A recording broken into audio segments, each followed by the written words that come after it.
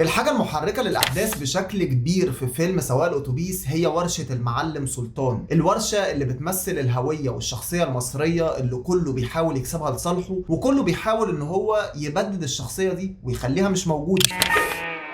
ما تقولش هم اللي جمال بيري. ما تقولش الكلام ده يابا.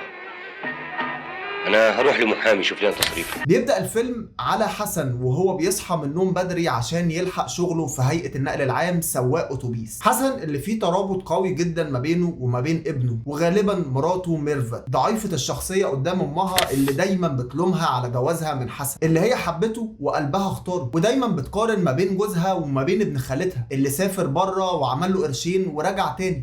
مادية جدا، شخصيتها دي هتنضح على شخصية بنتها وهتخليها مش شايفة اي حاجه غير الفلوس فيما بعد. نرجع تاني لحسن اللي اثناء ما بنتعرف على شخصيته بنعرف مبدئيا كده ان هو شخص مسالم ماشي في نمط حياه معين، ما بيحشرش نفسه في حاجه، بيعمل بس اللي المفروض ان هو يتعمل. حسن ما بيبدعش عشان يحل المشاكل، وكل ده وضحه لينا المخرج الكبير عاطف الطيب من خلال مشهد بسيط جدا في الاتوبيس لما الحرامي سرق البوك بتاع الست، وحسن كل اللي عمله بس ان هو قفل الباب، وكان قدامه فرصه ان هو يجري ورا الحرامي ده ويجيبه، ولكن ما عملش كده. بس جبت لحمه. طب كويس. لسه خليت الثلاث عيال. يا لهوي، كيس اللزوم اتسرق.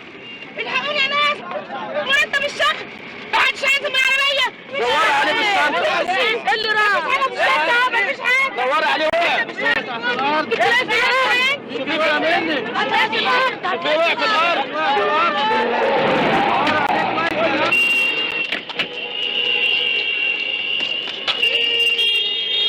طيب بعد كده بتيجي اخته عشان تبلغه ان الضرايب هتحجز على الورشه. يا خبر اسود، ليه؟ ضرايب متأخرة من 10 سنين. وابويا كان فين المده دي كلها؟ ما انت عارف يا بيه، بابا سايب كل حاجة لعوني. الورشه اللي بتعتبر هي كل حياه ابوه، الورشه اللي في ناس كتير جدا عملوا من وراها عماير وبقوا اغنياء زي عوني جوز اخت حسن. وعوني هنا بيمثل شخصيه المحتلين اللي جم احتلوا البلد دي ونهبوا كل خيرها. قول لي يا عوني، الخشب اللي انت بتتاجر فيه فلوسه منين؟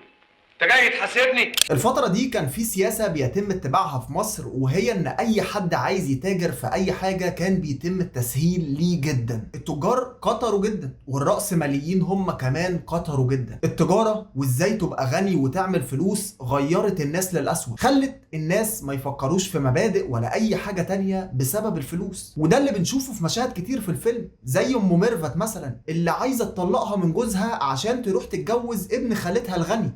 انا مش فاكره انت مستحمله عيشتك مع حسن ده ازاي؟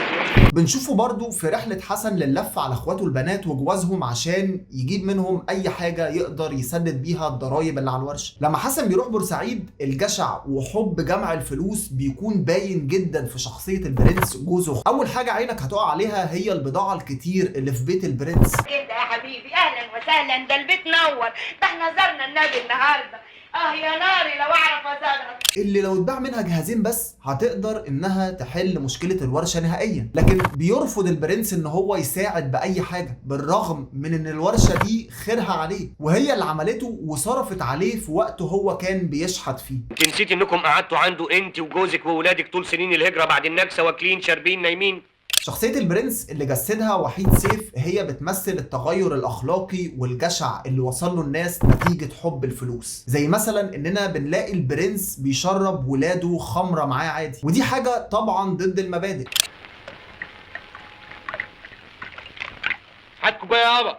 المشهد ده بيبين قد ايه شخصية البرنس دي شخصية مبذرة من كتر الفلوس اللي معاه، لكن كل تفكير البرنس بس ان هو ازاي يجيب بضاعة جديدة وازاي يعمل فلوس اكتر من اللي عنده. بيروح حسن لاخته التانية دمياط عشان يعرض على جوزها ان هو يساعده باي حاجة عشان تسند الورشة، ولكن بيلاقي نفس نتيجة رد البرنس. الكل عاطي ظهره للورشة، والكل مش عايز يساعد ان الورشة تقف على حيلها تاني وما تقعش. كله بيقول انا مالي مادام مفيش مصلحة ليا فيه، مع ان الورشة خيرها على الكل. بيرجع حسن من رحلته، واول ما بيرجع البيت بيكتشف ان الوباء طال بيته هو كمان، وباء تغيير النفوس والتدوير ورا المصلحة وجمع الفلوس. بيلاقي مراته بتتعلم انجليزي عشان تشتغل بيه، ومش دي المشكلة خالص. المشكلة لما ميرفت مرات حسن بتبدأ تقارن حياتها اللي عايشاها مع حسن بحياة صاحباتها التانيين اللي كل واحدة فيهم عندها قد اللي حسن بيجيبه لها 10 مرات.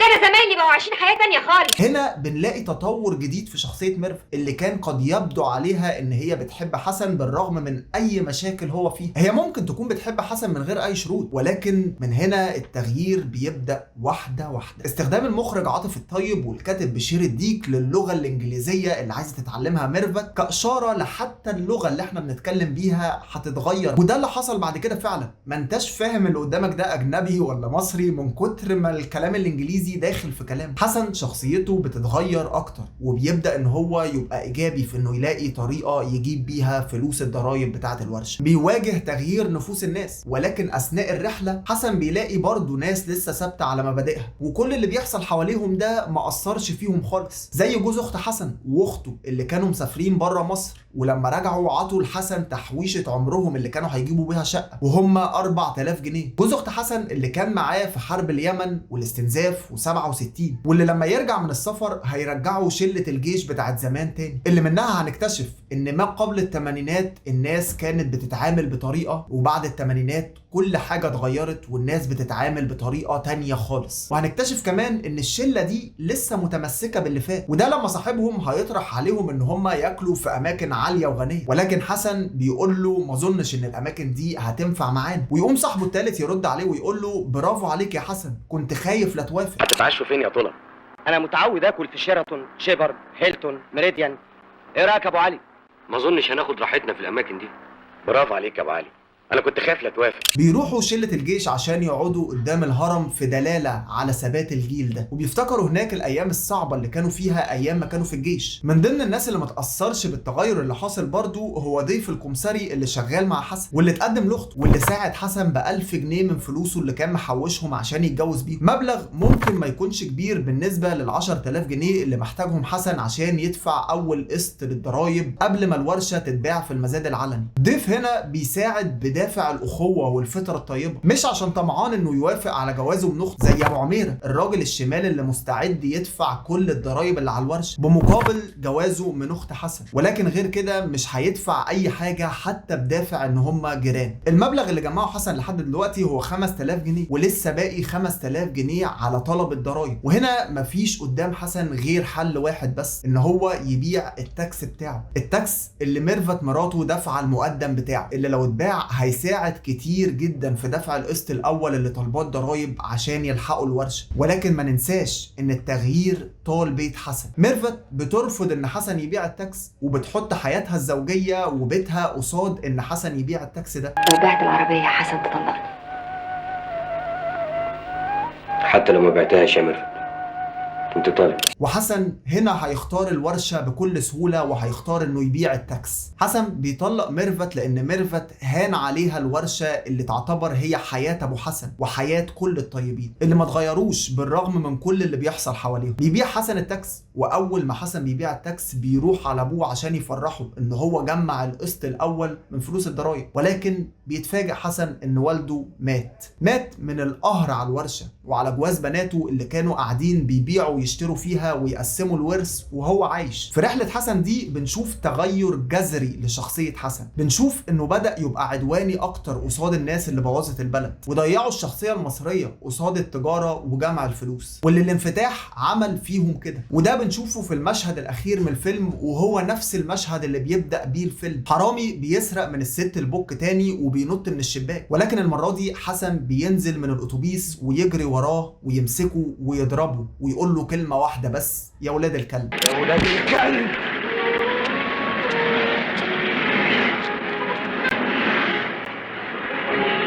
يا ولاد الكلب. كإشارة لكل الناس اللي بوظت الدنيا وخلوها تبقى سيئة، وخلوا ما يبقاش فيه إنسانية مادام ما فيش مصلحة جاية لهم. بيقفل الفيلم على حسن وهو بينتقم من كل دول في الراجل الحرامي ده، مع موسيقى النشيد الوطني اللي اتكررت كتير في الفيلم ده. الفيلم هو من أفضل 100 فيلم مصري. وبس كده، سلام.